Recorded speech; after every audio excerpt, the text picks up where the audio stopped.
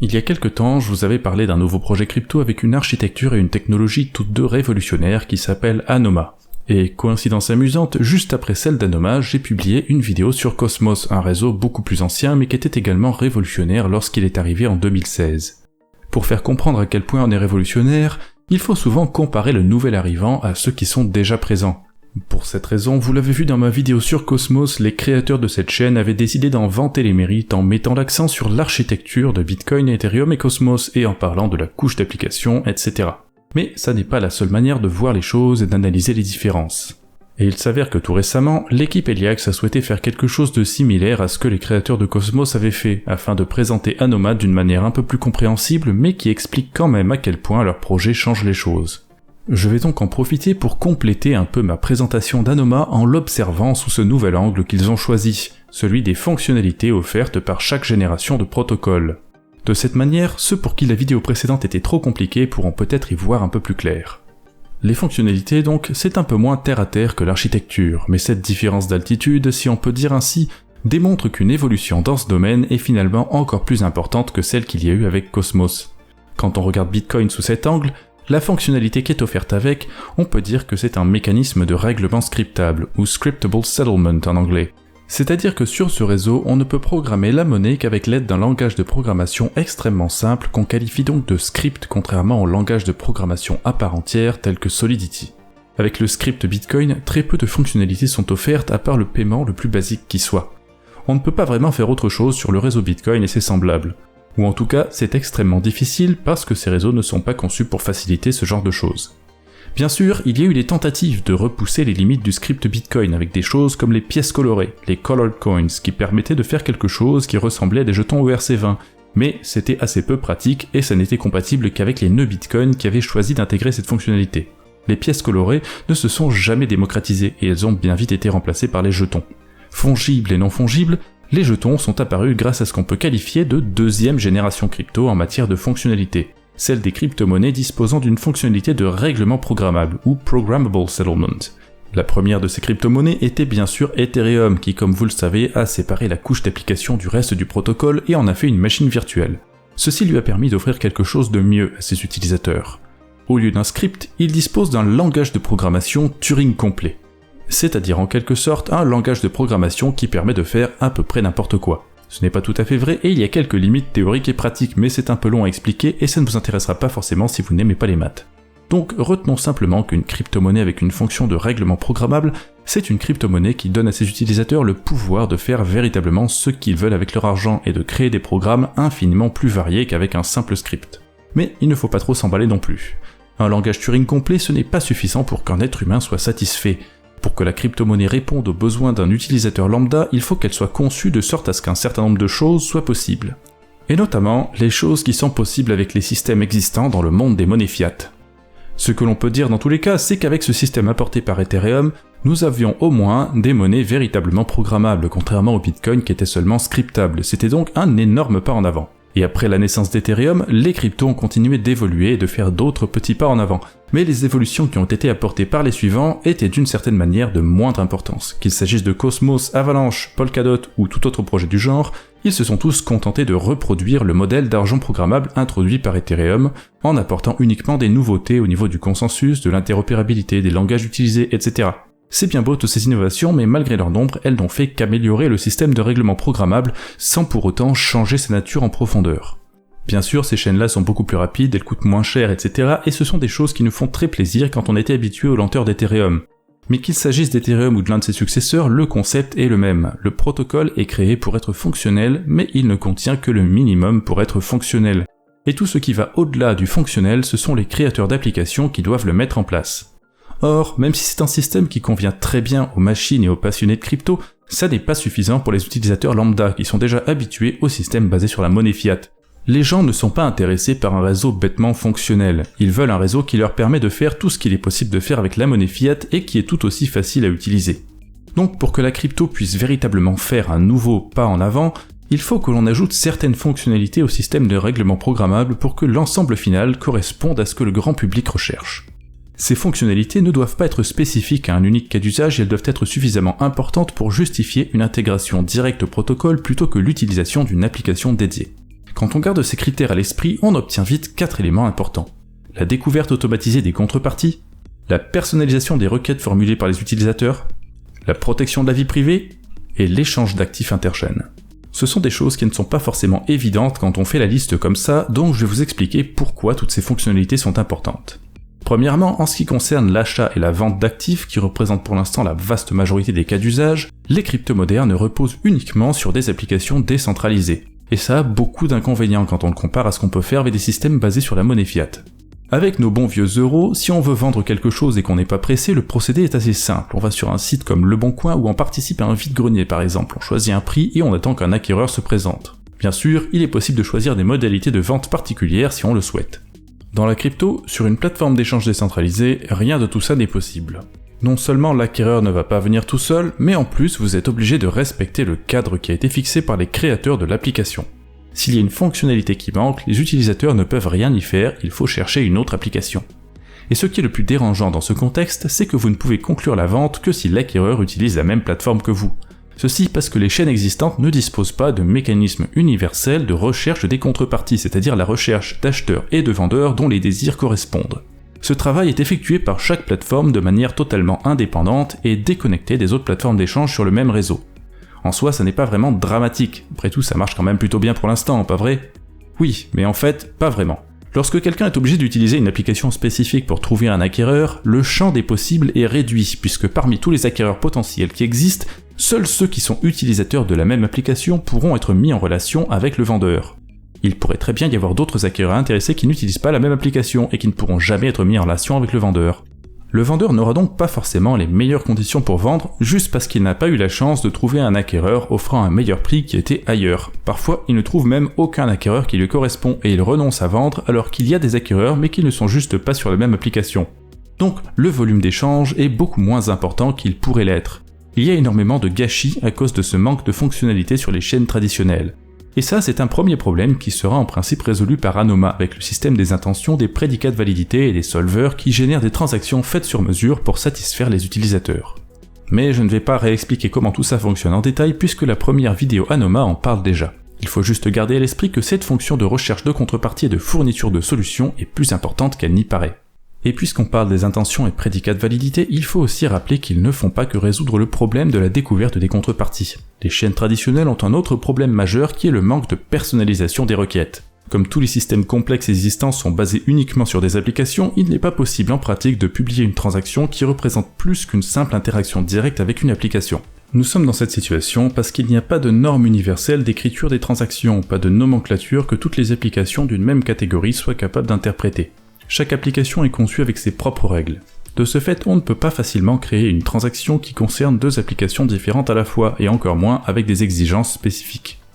Par exemple, il est impossible de faire une offre d'achat pour un NFT sur OpenSea qui ne soit valide que dans le cas où on réussit à vendre en même temps une certaine quantité d'Ethereum à un certain prix sur Uniswap.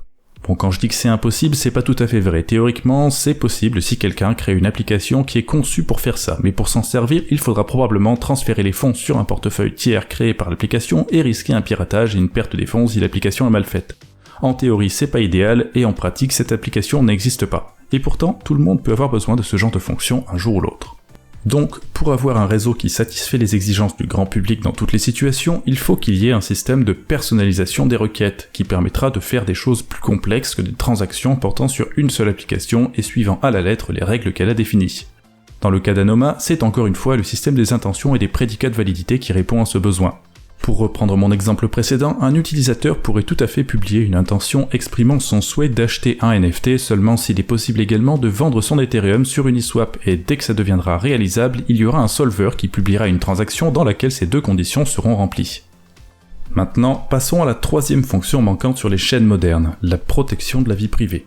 C'est quelque chose de totalement absent du protocole Ethereum, mais aussi de tous ses successeurs. La seule mesure prévue pour la protection de la vie privée repose encore une fois sur des applications dédiées comme Tornado Cash, mais c'est insuffisant. Il existe très peu de chaînes qui permettent de protéger votre vie privée et aucune n'est vraiment satisfaisante dans l'ensemble. La plupart des anciennes ne permettent pas la création d'applications décentralisées et leur utilité est donc très limitée, et les plus récentes qu'ils permettent ont d'autres problèmes. Tout ça est très gênant parce que la vie privée, c'est probablement ce qu'il y a de plus important sur un réseau financier qui prétend remplacer l'argent des banques centrales. Réfléchissez-y un petit peu. Comment quoi que ce soit peut fonctionner dans la vie quotidienne si tout est public ? Que feriez-vous si votre employeur, votre famille et toutes vos connaissances pouvaient voir ce que vous faites avec votre salaire ? Comment les grandes entreprises pourraient-elles fonctionner si chacune d'entre elles pouvait surveiller les faits et gestes de toutes les autres ? Comment les gouvernements pourraient-ils fonctionner si tous les pays étrangers pouvaient voir exactement comment l'argent public était dépensé, notamment en ce qui concerne la défense ? L'absence totale de confidentialité dans les réseaux financiers est un cauchemar à tous les niveaux, c'est indiscutable. Donc pour que le public soit satisfait, il faut absolument que la crypto-monnaie permette de protéger la vie privée au moins aussi bien que l'argent liquide. Et normalement, c'est justement ce qu'Anoma permettra de faire, au moins partiellement en tout cas, avec le système MASP que j'avais décrit dans la vidéo précédente. Ce ne sera pas une blockchain aussi bien anonymisée que Monero par exemple, mais il y aura le minimum requis pour rester anonyme si on le souhaite, et c'est déjà pas mal. Et après cette question de vie privée, il reste une chose qui est très importante pour que le grand public soit satisfait, c'est l'interopérabilité entre blockchains. Il faut que les utilisateurs puissent échanger de la valeur entre les réseaux sans qu'il y ait de limites trop gênantes, et sans que ça impacte la facilité d'utilisation surtout. Un exemple de situation que l'on peut rencontrer dans le quotidien, c'est le paiement par carte bancaire dans un pays étranger qui n'utilise pas la même monnaie. Si vous allez aux États-Unis, vous pouvez payer les commerçants locaux avec votre carte parce que l'échange entre les euros et les dollars se fait automatiquement, en tout cas du point de vue de l'utilisateur. Et c'est quelque chose qui devrait aussi être vrai dans le monde de la crypto. Il faut que les échanges interchaînes soient tellement faciles qu'ils en deviennent invisibles aux yeux des utilisateurs. Pour cette raison, Anoma utilise le protocole IBC créé pour les chaînes basées sur Cosmos à l'origine. Là, il faut le reconnaître, les créateurs de Cosmos allaient dans la bonne direction et ils ont bel et bien offert à tout l'univers crypto un premier élément permettant de se diriger vers cette nouvelle génération de protocoles qu'Anoma espère incarner. Mais on ne peut pas vraiment dire qu'ils font partie de cette nouvelle génération à part entière, étant donné qu'il leur manque encore les 3 autres caractéristiques permettant d'aller au-delà d'un simple système de règlement programmable. Pour cette raison, l'équipe Eliax considère que la 3e étape, après le règlement scriptable et le règlement programmable, c'est quelque chose qui est extrêmement difficile à dire en 2 mots puisqu'il faut absolument réunir tous les critères que j'ai mentionnés. D'après eux, cette 3e étape, c'est donc celle des protocoles de règlement basés sur les intentions protégeant la vie privée conçus pour la découverte des contreparties, la fourniture de solutions et les échanges interchaînes atomiques. C'est une phrase un petit peu longue, mais malheureusement, ils n'ont pas trouvé de moyen de la raccourcir. En tout cas, c'est un système de règlement programmable avec tellement d'améliorations fondamentales qu'il correspond beaucoup mieux à ce dont un être humain a vraiment besoin pour échanger de la valeur en toute sérénité. Facilité d'utilisation, vie privée, personnalisation des requêtes et proposition de solutions faites sur mesure, ce sont des choses essentielles pour qu'un utilisateur moyen soit satisfait. Et pour les obtenir, on ne peut pas se contenter de compter sur des applications. Il faut que ces fonctions soient directement intégrées au protocole. Voilà pourquoi j'aimerais bien baptiser ça le règlement programmable humanisé. C'est un règlement programmable qui est conçu pour répondre aux besoins essentiels des êtres humains. En fait, ce mot m'est venu à l'idée parce qu'on parlait beaucoup de l'internet des objets il y a quelques années. Et certains réseaux crypto de 2e génération sont tout à fait adaptés aux machines. Par exemple, IOTA avait incorporé cette idée dans son image de marque. Ce serait le futur réseau crypto préféré des voitures autonomes, des frigos intelligents, etc. Mais jusqu'à maintenant, personne ne s'était vanté de faire un produit qui correspond aux besoins des êtres humains. Et c'est exactement ce que fait Anoma si on en juge par ce descriptif assez complexe. Ils humanisent la crypto. Maintenant vous allez me dire, la théorie c'est bien, mais il faut encore voir comment ça marche en pratique. Est-ce que ça sera vraiment mieux ? Est-ce que tout ça fonctionnera comme prévu ? Là aujourd'hui, je ne peux pas dire oui avec une certitude absolue, puisque je n'ai pas pu tester ce réseau, mais heureusement pour nous, ce sera bientôt possible, puisque la mise en place du testnet Namada se rapproche à grands pas. Alors Namada, qu'est-ce que c'est ? J'en avais déjà un peu parlé dans la première vidéo sur Anoma. Ce sera à la fois la première instance d'Anoma, donc la première chaîne faisant partie de l'écosystème Nanoma, et aussi la première version plus ou moins fonctionnelle du programme. Ce sera une version très incomplète qui aura un nombre de fonctionnalités limité. On n'aura pas tout ce dont j'avais parlé dans la première vidéo, parce que Namada est conçu avant tout pour répondre à un besoin bien particulier. Il est conçu d'une part pour étudier et faciliter la mise en place d'instances fractales connectées, et d'autre part pour tester le système MASP qui permet d'échanger n'importe quels actifs de manière totalement anonyme. Pour faire une liste un peu plus exhaustive, voilà ce qui sera présent sur Namada en plus du système MASP. Il y aura les prédicats de validité qui avaient été présentés dans la vidéo précédente sur Anoma, le consensus Tendermint que vous connaissez tous, un mécanisme de preuve d'enjeu comparable à celui de Cosmos mais avec quelques modifications, une intégration IBC et un pont bidirectionnel avec le réseau Ethereum pour faciliter les transferts de fonds, et bien sûr un portefeuille et un explorateur de blocs. En ce qui concerne son modèle économique, le réseau disposera d'un jeton intitulé NAM qui sera inflationniste. Il sera possible d'en obtenir en plaçant des jetons en staking, mais aussi en les plaçant dans une réserve de liquidité anonymisée, ou éventuellement encore d'autres manières qui n'ont pas encore été précisées. Et bien sûr, il sera aussi possible d'en obtenir en produisant des blocs et en récoltant une partie des frais de transaction payés par les utilisateurs.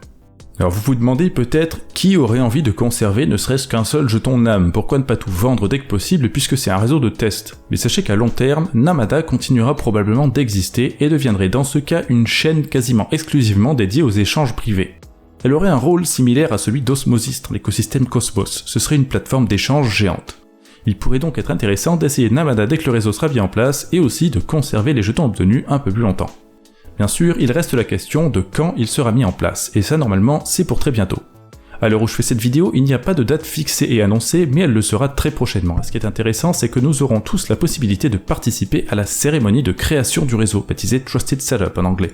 Puisqu'Anoma et Namada sont basés sur un système de preuve à divulgation nulle de connaissances de type SNARK, au moment de la création du réseau, il faut que des gens s'unissent pour générer des nombres aléatoires, faire un calcul avec le nombre aléatoire, puis détruire ce nombre aléatoire avant d'envoyer le résultat de l'opération au réseau pour que le participant suivant fasse la même chose. Le procédé, qui s'appelle puissance de tau, Powers of Tau en anglais, est très bien conçu.